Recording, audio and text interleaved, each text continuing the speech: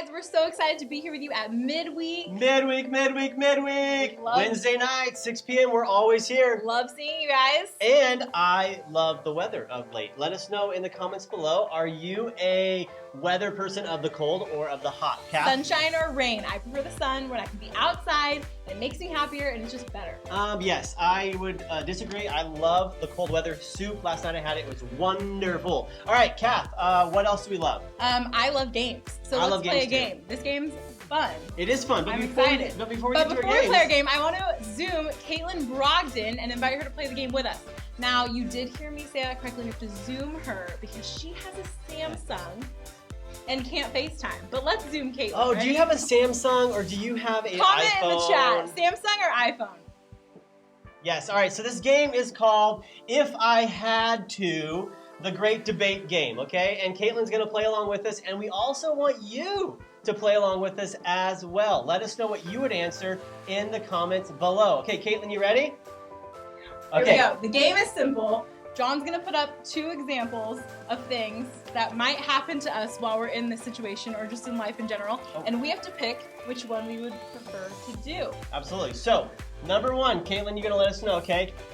If you're in this great debate, if you had to eat only mustard sandwiches for every meal for the next year versus... Keep all of your nail clippings in a jar by your bed for the next year. Oh, Caitlyn, what would you say? I think I would keep nail clippings by my bed because Nail clippings, definitely not. Like, what if you knock over the nail clippings, or what if, like, you make a mess? It does not specify where next to my bed. I can stick it in a drawer. I can stick it under my bed, behind my bed, behind my dresser. That's just gross. Eating a mustard sandwich every day. All right, Kath, read your side. All right. If I had to wear your underwear inside, outside, and backwards to help cut down on laundry, versus... Or wear the same pair of socks every day forever. Forever. You guys, it's a little Sandlot there. So, Caitlyn, I first want to hear yours. What would you say? Wear the same pair of socks? For sure the socks. For sure the socks? I would not. Socks get crusty and they get hard and they get stinky. I would probably say wear my underwear inside, outside, My and gut backwards. instinct says go with socks, but forever is a very long time, so I think I'm gonna go with the underwear one. Forever. So you're gonna go with underwear too? Yeah, oh my gosh, Kath's gonna go. it. What are you gonna go with? Let us know in the comments below. We got just 2 more of these guys here. All right, I'll go first this time. Go without internet for the foreseeable future, or Use the internet, but YouTube, Prime Video, Netflix, and Disney Plus no longer exist. Oh my gosh. Caitlyn, we're gonna go to you first. Caitlyn, what do you think? Go without internet forever. Wow, coming from a bona fide Put in the chat teenager. what you guys think. I'm for sure going without YouTube Prime, Netflix, and Disney Plus because they didn't add Hulu. I can still watch Hulu. Oh, little loophole. Kat's good at loopholes there. All right, I would probably say that too. I would say that as well. All right, we got one more question for you. Make sure you're following along with us. Put it in the comments down below. Okay, here we go. Your mom cuts your hair for the next year, any style she wants, versus... Or your dad cuts your hair for the next year, any style he wants. Ooh, Caitlyn. Caitlyn, we want to know, what would you say? Mom for sure. Your mom for sure. John? I would say, for sure, my mom. My mom, she has the best style of hair versus my dad. I mean, actually, maybe my dad. My mom has some interesting hairstyles. My dad's bald, and my mom, I love her. So what you're saying is... I don't know. I think I'm gonna go with my mom. Your I mom? guess I'm gonna go with my mom. You're gonna go with your mom. Hey. So there you go. What did you guys say? We're following along on the side. We want to know now, Catherine. Oh, I just fast forwarded this one. Catherine, we have Caitlyn Brogden here. Yeah, we do. We love Caitlyn. We want to talk to her for a minute. Caitlyn, shout out to you. You're graduating this year, senior in high school. Sorry, it's not the way you imagined it, but we're excited to celebrate you. Yes. And all of you other seniors that are going to be graduating high school this year. So Caitlyn, tell us, what has it been like being a senior in quarantine and having your school year come to an end where it wasn't exactly the way that you had pictured it? It's for sure crazy. Like, I had all these expectations in my head about how it was going to turn out, and it hasn't turned out that way, but I'm making things work. That's awesome. Forget. You definitely have a senior year / graduation year that no one will ever forget. Yes. So it'll be a memorable one. You'll be the quarantine grad. You'll be the quarantine grad. All Now, right. in addition just to that, kind of what are you doing to pass your time? What are you doing to kind of just pass your time? Mainly just working on school. I've been reading a lot. I clean my room a lot. You're clear. Yeah, there's no excuse for messy rooms during quarantine. Let's see. Comment below or on the side, whatever. Do you have a messy room or do you have a nice clean room? Are you organized Team or are clean you room super disorganized? or team dirty room? Messy Probably room. true. Yeah, growing up, my room was pretty dirty. So, Yeah. Caitlyn, hey, we love you so much. You're awesome. Thank you so much for coming on and playing the game with us today. You know, you being a senior, we've been praying for you. We love you so much, and we'll see you the Zoom on Zoom right after this. All right. See ya. Bye. Bye. Bye. Hey everybody, we want to let you know about a few things that are coming up that are exciting for you to get involved in. Number one is our Zoom Hangouts that are going to be happening right after this YouTube video. We want you to go over to Zoom. The information all about it is in the description below. So make sure you click the link and you go hang out with us, and we're going to be giving away some fun stuff. It's gonna be a great time.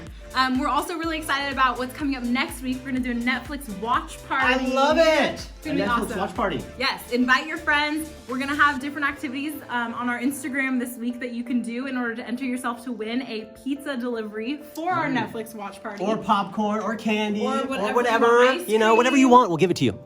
McFlurries, those have been my fave. Within McFlurry. McFlurries. Oh yeah, we'll do all the fun so stuff. good. But yeah. So challenges will be rolling out via Instagram over the next week, and then next Wednesday we want them to. After midweek, instead of Zoom groups, we are going to do our Netflix watch party. So make sure you invite your friends. Yeah, so invite your friends and then get on the. Let us know what movies should we watch. You know, let us know on the side. in the chat. Appropriate. Put it in the okay? chat. What movies? Appropriate movies. Okay. All right. So and that's just a great segue to here. If you're not following us on Instagram, right there. Okay. Spring Hill students, very simple, very easy. Follow us. Give us a follow. We follow back. Okay. If you unfollow, we block you. Shout out to Kate for doing a takeover yesterday. Oh yes, She Kate, did a great job. You killed it. I love it. You're really good at making breakfast. Also, hey, if you're not along, get our text messages. You want to text motion to 21,000. We'll let you know when we're going live and all that fun stuff. So make sure that you're also on our text message service. Okay. Yes. And then lastly, church online every weekend. Saturdays at 5:30 and Sundays at 8:15, 9:30, and 11:15. We have church, and we'd love to have you join us. We'll post sermon notes every week on our Instagram story, and that'll get you entered to win a prize. Yes. It's gonna be a good time. We Fun love stuff. watching church online. Fun stuff. Fun stuff. Good. So announcements are done, and now it's time for us to transition into what we're going to be talking about tonight. Now, tonight we're going to be continuing our series Love Hate, which is all about this idea about how we are this judgmental culture and how we tend to go towards hating before loving. And so we're kind of talking about that. Tonight we're going to dive in deeper to this idea of how do we actually have those conversations with people that we love, like our friends and our family, when we know they're not going in a good direction and we want to kind of be helpful in that, right, Kath? Last week on our YouTube channel, so if you missed it, don't worry, watch tonight and then watch last week's later. It was a good one about how we use love and hate really loosely. I do that all the time. If you're anything like me, I say I love everything and I hate everything. There's no in between. So it was a good reminder about how we use our terms. Kath, how many times have you used the word hate today? At least 50. At least 50. Hateful person over here. All right, so anyways, we're gonna get into that video tonight. Remember, lean in a little bit because this is good stuff for you as you kind of, have conversations with your friends, with your family. It's not always easy. It's tricky conversations. So we're gonna learn some good stuff tonight on how we can speak life into people. So let's go ahead and check out the video.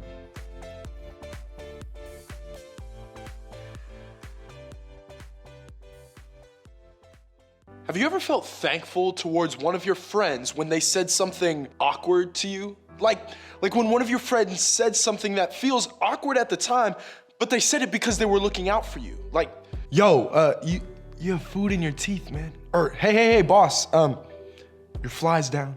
Or, hey, you have ketchup on your forehead. I'm not sure, but I'm just looking out for you. Or, yo, the person you like is like right behind you, so just don't do anything stupid. I have this favorite pair of Adidas that are pure white, like white as snow, and Oh my word, they look so good. I wear them everywhere. I wear them to Target, to church, when I walk my dog. I wear them even on rainy days, which is super smart, right? No. See, I learned the hard way one day when I came inside from the rain. I was feeling pretty good, taking those, check out this ice on my feet kind of strides. But then a friend stopped me and he said, hey, Caleb, you stepped in a puddle back there and your shoes are they're covered in mud. I looked down and sure enough, my pure white Adidas were a mess. I probably spent 10 minutes in the bathroom just trying to clean them up. It was a little embarrassing, but I would have been a mess if my friend hadn't said something to me. And I'm sure I don't have to guess on this one. We've all felt this way. No one likes discovering they have food on their shirt or toilet paper stuck on their shoe or spending forever cleaning up their shoes. But when someone cares enough about us to look out for us and save us from future embarrassment, we're left feeling so grateful. Now, let's think about this from the other side for just a second. Have you ever felt like you should really say something to someone else, but you weren't sure how to go about saying it? I mean, think about it. Telling your friend they have food on their face is one thing, but talking to a friend about a relationship you don't think is good for them, or decisions they've made lately that aren't great, is a totally different scenario. Maybe you've been in one of these situations before. Your brother or sister started hanging out with people who are convincing them to do things that you know aren't right, but what are you supposed to say? Someone in your small group acts totally different in group than they do at school, but you don't know how or when to bring that up to them. Your friend is making decisions their parents would not be okay with. Is it your place to say something about it? We all know what these situations are like, and each situation seems to become increasingly more difficult. This is why we avoid having these conversations. But there's more to it than that. Maybe we don't want to ruin a friendship or make someone mad. Maybe we're doing or have done the same things as someone else, so who are we to say anything?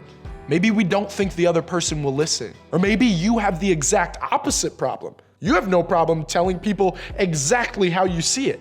If you've ever wrestled with any of these reasons, the good news is you're not alone. I mean, we've all been there. We all know what it feels like to know we need to say something, but at the same time, we're also unsure of what to say and how to say it. What if we could learn a way to approach difficult conversations without hurting our own reputations? What if there is a way to be helpful and kind?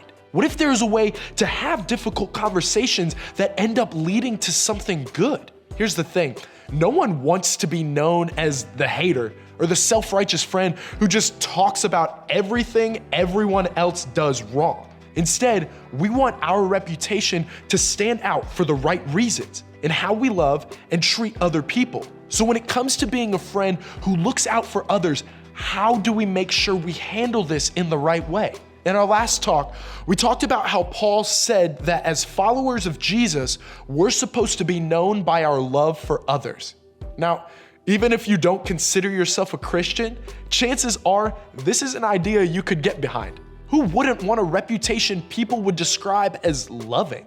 No matter how tough we want to appear or how trendy hating things is, we all know it's better to be known for loving others. So if love is the goal, then how are we supposed to approach those difficult and awkward conversations? Maybe we should just avoid them? I mean, this seems to be the way culture behaves. We're all just supposed to be okay with everyone else's choices because it's their life. And who are we to judge, right? But deep down, we know that isn't always the case, especially for people close to us. Then what do we do?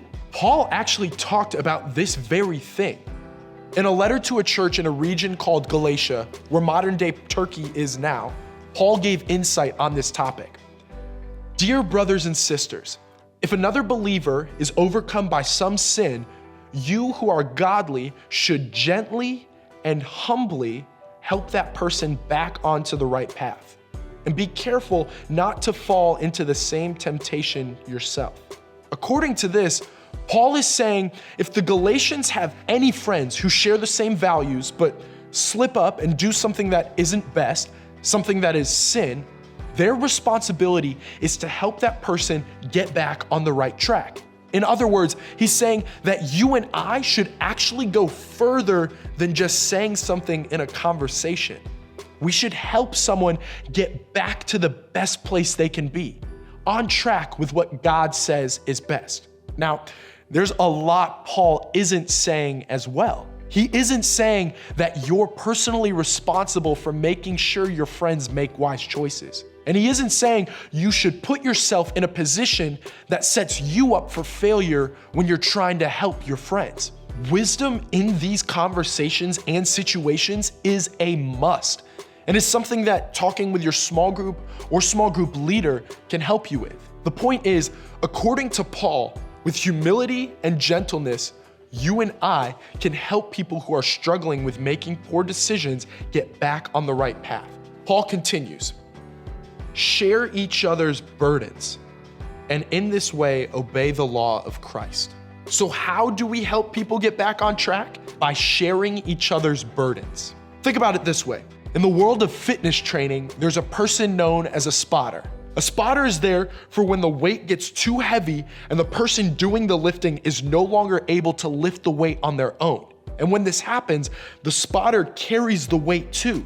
They share the burden of the weight with the person that's doing the lifting. And guys, that is what we're supposed to do to help people get back on the right path.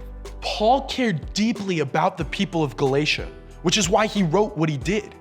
He knew that the most loving thing to do isn't always the easy thing to do, but we owe it to each other to speak up, because the truth is, we need each other. And not just to point out where others may have gotten off track, but to come alongside them and help them carry the burden of getting back to the place they should be. In other words, Jesus' followers do more than just speak up and point out what's wrong. We make ourselves available to be the spotters in the lives of others, to help make right where things have gone wrong. We don't just point fingers, we share burdens and help carry them. Now, again, some of us are like, yo, I'm not afraid to speak up. I don't care what people think. And for those of us who feel that way, Paul snuck in 2 words that would be helpful to keep in mind when it comes to having these conversations. He said we should be gentle and humble, meaning how we say something is just as important as what we say. The loving act is not to sound judgmental, arrogant, or self-righteous. Being kind, helpful, and encouraging shows them that we want to help them out of love. Hard conversations are not easy. That's why we call them hard. But avoiding a hard conversation isn't loving.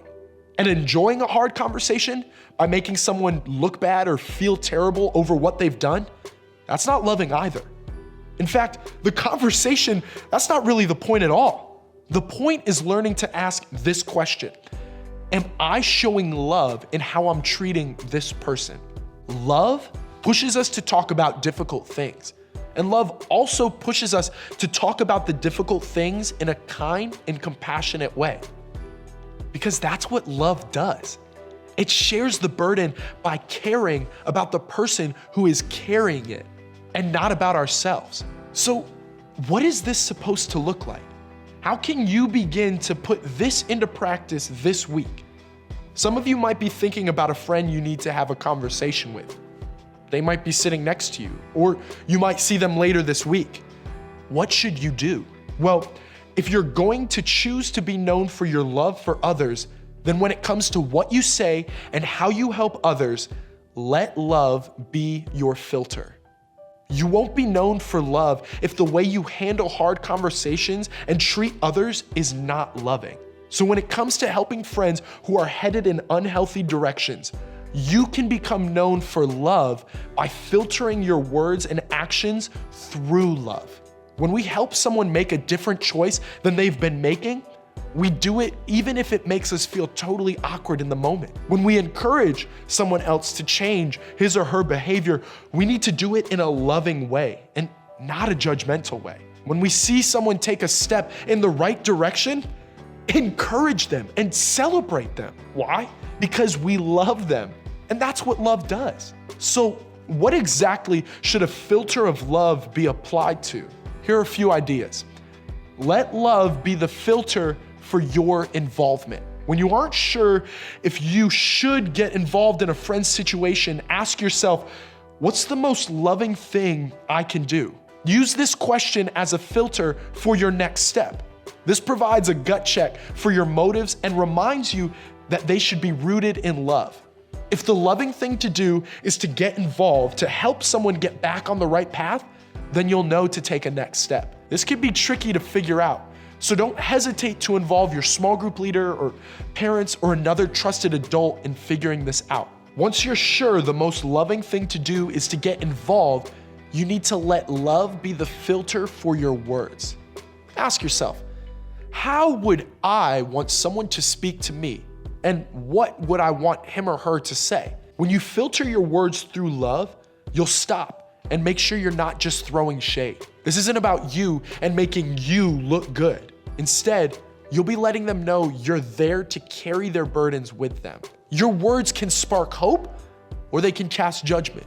But if you filter them through love, they'll be words that can help get someone else's life back on track. Once you have a word filter in place, it's time to take the next step and let love be the filter for your actions and reactions. If you have friends that are having a hard time keeping their lives headed in the right direction, chances are they won't just need your words. They're gonna need your help. You have to choose to filter your actions through love just like you do your words.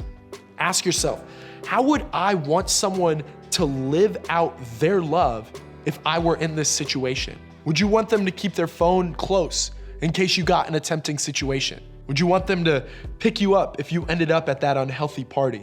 If you were in a situation where you needed more help than they could give, would you want them to tell an adult or professional? Would you want them to say the hard thing and then follow those words up with accountability and continuous follow-up conversations to help you stay on track? No matter what the situation is, if you filter your actions through love, you'll wind up being known for the way you love others, and you'll live out Paul's call to help share the burden of other people. When we let love be our filter, we wind up sharing the burdens of those we love. Does this sound like the type of loving person you're trying to be?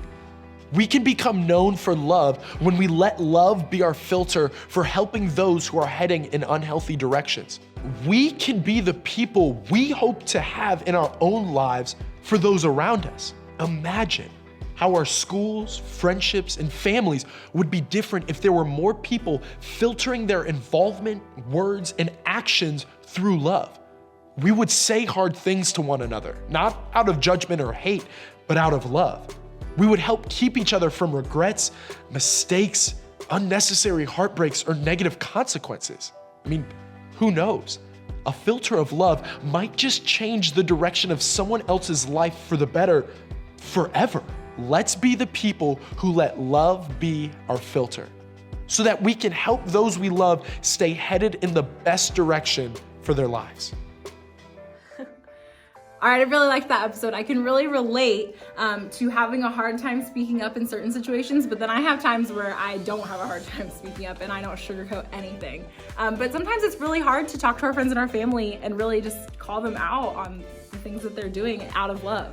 Yeah, absolutely. You know, it's not easy to speak out the truth on someone, even if maybe they don't see it, you can still have something to say. And when you say something that's, hard for them to hear at times, just because it's hard doesn't mean it's not right. And so that's kind of what I liked about it. And this is kind of the big idea for tonight, and that is to let love be your filter. Whenever you're thinking about what it is that you should say, what it is you should do, you got to do it from the filter of love, okay? Gotta land on the side of love. And I always love the little saying, think before you speak. If I thought every time I spoke, I would miss out. Think before you speak. It'd just be safer Wise for everyone. words from Catherine tonight. Now it is time for us to Zoom hangout. Head on out to Zoom. Come on over. The Zoom link is on the bottom in the description. Join us. It's gonna be a good time. We have some giveaways, and it's gonna be a great time to connect with each other. Join us in the Zoom. See you guys.